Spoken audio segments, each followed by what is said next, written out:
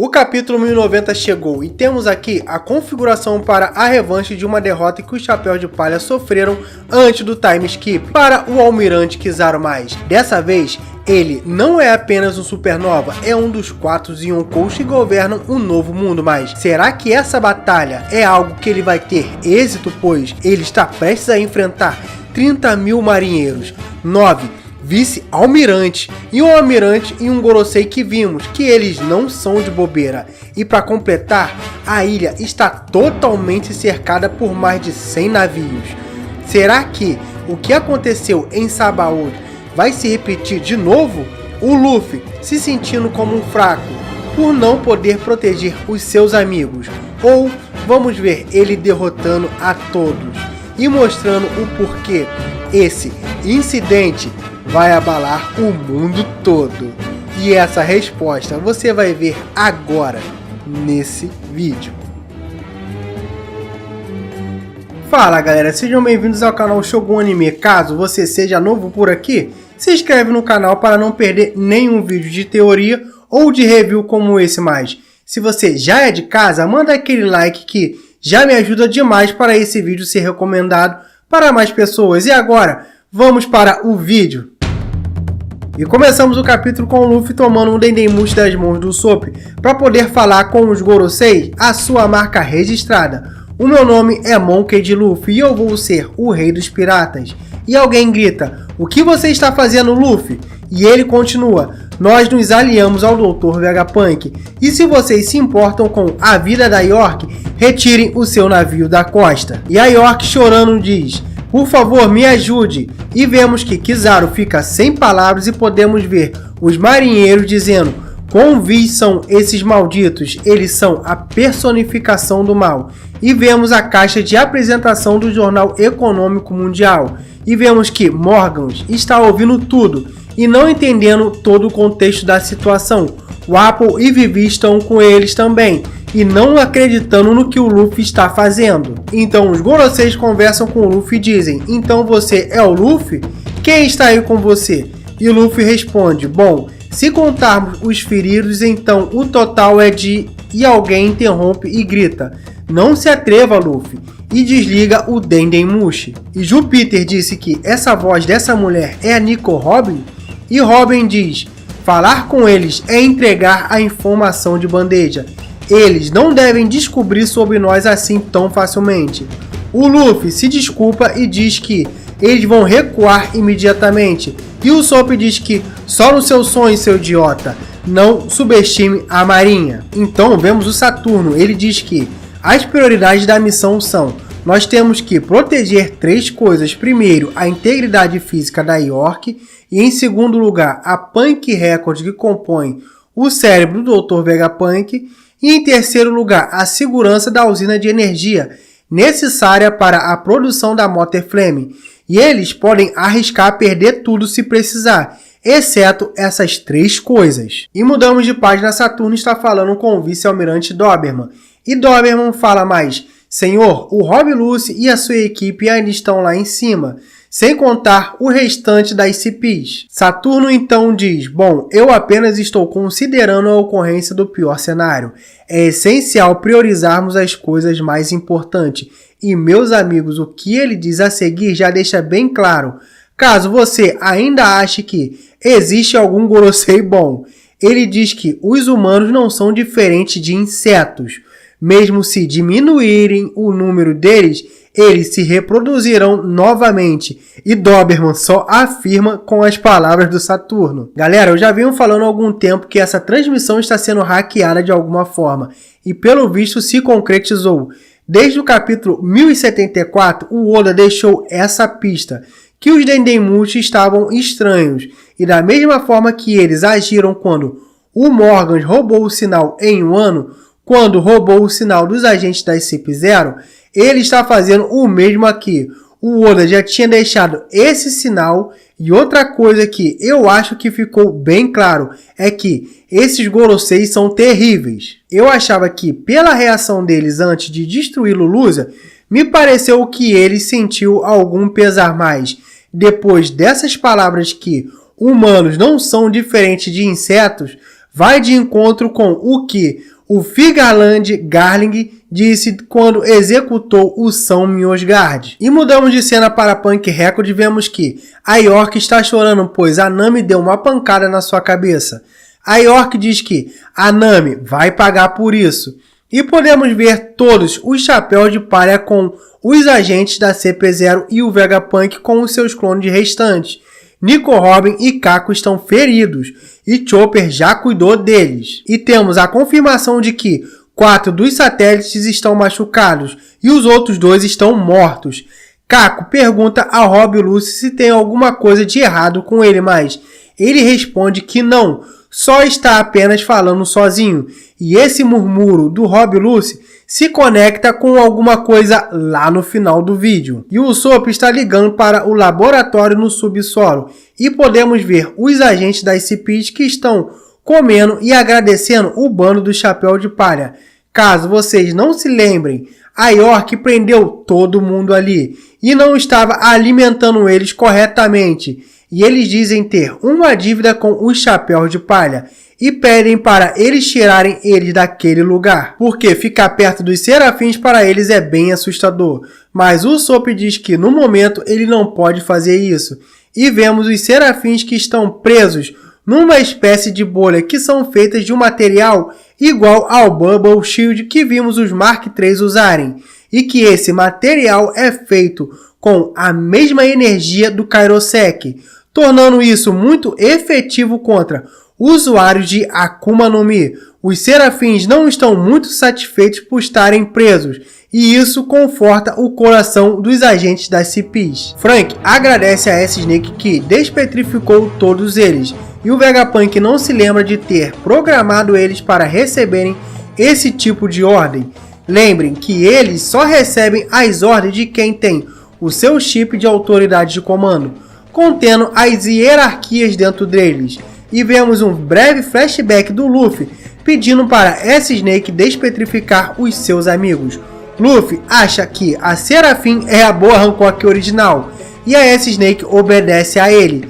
E Jinbe diz que ela é uma cópia perfeita da Hancock. Ela menospreza tudo, menos o Luffy. E podemos ver que Vegapunk ficou surpreso com a atitude do Serafim e diz que isso pode ser por causa das informações transferidas pelo fator de linhagem do clone. Faz com que essas inclinações da Hancock original vá para o seu clone. E o Luffy agradece a S-Snake. E isso, meus amigos, conecta com a fala da Lilith no início do arco, quando o tubarão atacou o Sunny, ignorando as programações dizendo que os instintos devem falar mais alto que a sua programação. E indo um pouco mais além, eu acho que os serafins que não estão aí, no caso, os serafins do Moria, Crocodile, do Flamingo, podem surpreender o governo mundial. Eu já até imagino eles ignorando as ordens com o passar do tempo. Mas voltando ao capítulo, enquanto a Atlas diz que não consegue abrir o Frontier do Dome, o Vegapunk diz que caso a barreira esteja ativada, eles não poderão sair de lá com a barreira ativada. E York diz que os esforços para eles desativarem a barreira do Frontier do Dome serão inúteis. Ela colocou uma senha e não compartilhou com eles, e nem tem a intenção de contar para ele, porque essa senha e o governo mundial são o que protegem ela. E vemos a Stussy passando a situação para ele, dizendo que a ilha está toda cercada, já que a frota de navio é composta por 100 navios e mais de 30 mil soldados. E Vegapunk solta uma informação que não só deixou o Luffy e o Usopp feliz, mas eu creio que toda a fandom, perguntando a Nami se ela é a navegadora do bando. E a Nami disse que o Long Pose ainda não definiu o destino, mas pode seguir um dos destinos registrados lá em Wano, que é uma ilha a nordeste de lá. E quando voltamos no capítulo onde foram sorteadas as rotas, no final de Wano, Lau pegou o nordeste, que foi para a ilha Winter, e Barba Negra estava esperando quem saísse de Wano. Kid ganhou do Luffy e foi para o leste, e foi para Elbaf e se deu mal, porque bateu de cara com o Shanks. E o Luffy foi para o sudeste e acabou chegando em Egghead. E continuando, o Vegapunk fala, assim é onde está Elbaf. E vemos que Luffy e Usopp ficam surpresos, e Luffy e Usopp falam que sonham com a Terra dos Gigantes há muito tempo e cantam de felicidade, Elbaf, Elbaf, tudo lá é imenso. E não é de se admirar, já que seu povo é imenso. Stussy fala com Rob Lucci para ele parar de encarar ela. E Vegapunk continua dizendo que a nossa sorte é que o Sunny está na camada de cima do Lab Phase, mas como a ilha está completamente cercada por uma frota, é impossível escaparmos pela costa. E podemos ver Egghead de cima com um mapa ilustrado para aonde os chapéus de palha devem ir, para o nordeste rumo a Elbaf, e que, felizmente, o Vega Force está posicionado ao lado do Sunny. E ele diz que queria que o Vega Force pudesse levar ele por cima dos navios da marinha, mas, infelizmente, ele só consegue voar no espaço aéreo de Egghead, mas o Frank diz que isso não é o problema para o Sunny, já que ele pode continuar com o seu Buster antes dele sair do alcance da ilha, pois ninguém vai alcançá-los depois de quilômetros. Vegapunk fica surpreso ao saber que o Sunny pode voar ainda mais por 1 quilômetro de distância e diz que vai usar esse plano. Frank fala que ele usa a cola como combustível. O Vegapunk fica surpreso ao saber que ele usa a cola como combustível. Eu achei bem legal essa surpresa do Vegapunk ao saber que a cola do Frank é um combustível, e dá para ver que ele mesmo sendo um dos maiores cientistas do seu tempo, ainda tem muita coisa para ele descobrir. Eu não lembro se já foi dito como o Frank chegou a ter esse conhecimento que dá para usar a cola como combustível, ou se ele aprendeu de algum lugar, eu não me lembro mais. Será que isso ele aprendeu no seu passado antes de ser abandonado pelos seus pais? Seriam ele também cientistas? Deixa aí seu comentário caso você lembre algo relacionado à cola do Frank que eu não esteja lembrando. Mas continuando, a Atlas fala que primeiro precisam desativar o Frontier do Dome. A York fica sorrindo dizendo que eles nunca vão descobrir a senha. E eu acho que essa senha deve ser comida ou algo relacionado a isso. E os Vegapunks dizem para ela não subestimarem eles. E o Vegapunk dá uma ordem para Lilith para ela poder pegar o Vega Force e partir. E mudamos de cena, temos Bonnie, Frank, Luffy e Lilith indo em direção ao Sunny, pois precisam mudar ele de lugar porque a barreira pode ser desligada a qualquer momento. E a ação tem que ser rápida, pois isso vai deixar eles vulneráveis a qualquer momento. E a Bonnie fala para poder levar comida de lá para poder comer no outro dia. E Luffy diz que não precisa porque tem queijo a bordo do Sunny. E Sanji pode fazer isso a qualquer momento para eles. A Bonnie elogia o Sanji dizendo que ele é um grande homem. Ele é bom na cozinha e é forte nas lutas. E Luffy vê uma mudança repentina de Bonnie, já que antes ela só pensava em matar o Dr. Vegapunk. E Bonnie já está aliviada e que agora desistiu de matar o Dr. Vegapunk. Luffy ficou mais tranquilo, já que ela passou a noite toda chorando e isso irritou ele. E mudamos de página, temos a costa de Egghead e descobrimos o porquê o Rob Lucci estava sussurrando. Ele estava passando tudo o que acontece dentro de Egghead. Saturno fala com o Kizaru se ele ouviu e diz que a situação mudou. Então parece que eles conseguiram encurralar os chapéus de palha. Saturno fala com o Kizaru que o Frontier do Dome é um sistema de defesa que usa lasers. E ele, sendo um homem feito de luz, consegue manipulá-lo. Kizaru diz que parece ser possível, mas o guarda do Vegapunk que está no domo é um amigo seu. E Saturno pede para ele ignorá-lo. E Kizaru fala que ele não pode ignorar um homem determinado que luta pelo seu dever e que não vai trair os seus ideais. E o Gorosei fica um breve momento calado e Kizaru continua falando o seu ponto de vista caso eles comecem um ataque. Sem dúvidas ele ordenaria os Beast Weapons e os 50 pacifistas em seu comando que afundassem os navios da marinha e as perdas seriam enormes. Saturno fica bem confuso, pois a situação é bem complicada e pergunta o local aonde fica a Power Plant. Kizaru mostra aonde parece ser um mapa de Punk Records, o local que, astuciamente, o Rob Lucy mandou para eles. Tudo o que eles precisam saber. Já na próxima página vemos que todos estão se preparando para o combate. Os vice-almirantes falam para todos os agentes que são usuários de Rokushiki para estarem prontos para iniciarem. E para todas as unidades de canhão que explosivos não funcionam em pacifistas, que o alvo dos canhões deve ser os Beast Weapons. E mudamos de cena, temos o grupo do Luffy chegando perto do Sunny e do Vega Force, e ao mesmo tempo que eles chegam perto do seu objetivo, o almirante Kizaru decide se mover e usa um golpe com o nome de Yata no Kagami, joia curvada de 8 chakos.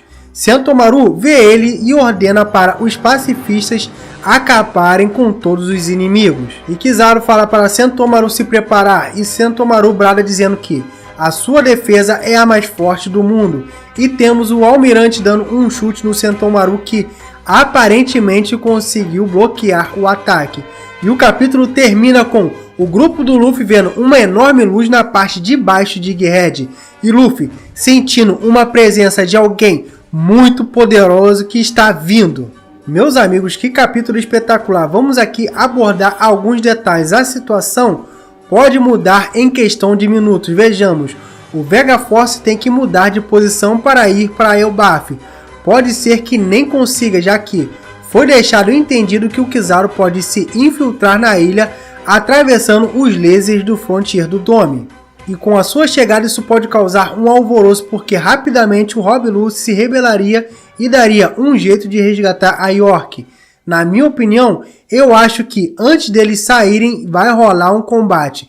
E as coisas já estão configuradas para isso, como podemos ver em ambos os lados. Já descansaram e se passou uma noite desde que os Chapéus de Palha enfrentaram os Serafins. E quando a marinha estava atracando no porto de Egghead, o Oda deixou bem claro que, antes dele atacarem, todos se prepararam para a batalha. Todos se alimentaram e conheceram os seus objetivos.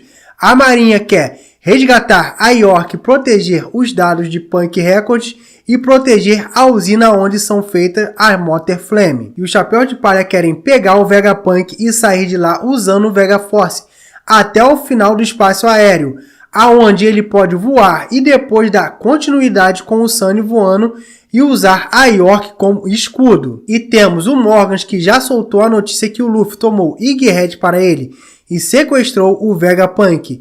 Isso já é o bastante para cada aliado do Chapéu de Palha se moverem em direção a Egghead, seja a Boa Hancock ou a grande frota do Luffy do Chapéu de Palha que se comprometeu a ir ajudar o Luffy, caso vocês tenham esquecido disso. E outra coisa, o Drago também pode se juntar a essa festa porque no início do arco o Vegapunk ligou para ele e eu tenho um vídeo de como vai ser o incidente de Egghead. Eu vou deixar no final desse e ele está bem legal. E eu não posso deixar de mencionar que temos um navio do Barba Negra nos arredores de Egghead. Ainda não vimos todos os integrantes do seu bando. Ainda está faltando Lafitte e Catarina Devon. Eu vi que algumas pessoas estavam falando que a Bonnie pode ser ela, porque ela está agindo diferente, mas não, galera. Ela está agindo assim porque ela já viu as memórias do seu pai e isso fez com que ela entendesse os motivos dele e não está mais com raiva do Dr. Vegapunk. E na minha opinião, a Catarina Devon pode vir quando o vice-almirante Yamakage aparecer. Lembrem que no flashback do Kobe, quando ele foi levado para ser refém, ela estava de frente com ele e a fruta dela é diferente da do Bon Clay. Ela não precisa tocar, ela precisa apenas estar de frente com quem ela queira se transformar, porque isso já é o bastante. Então, caso esse vice-almirante apareça, fiquem espertos porque pode ser ela. Como essa semana não vai ter capítulo, eu vou fazer uma teoria sobre o cerco de Egghead. Muito obrigado para você que ficou até aqui. Confere a sua inscrição, não deixe de dar aquele like porque é de graça e me ajuda demais. Até a próxima, fiquem com Deus, que Deus abençoe a vida de vocês, valeu e fui!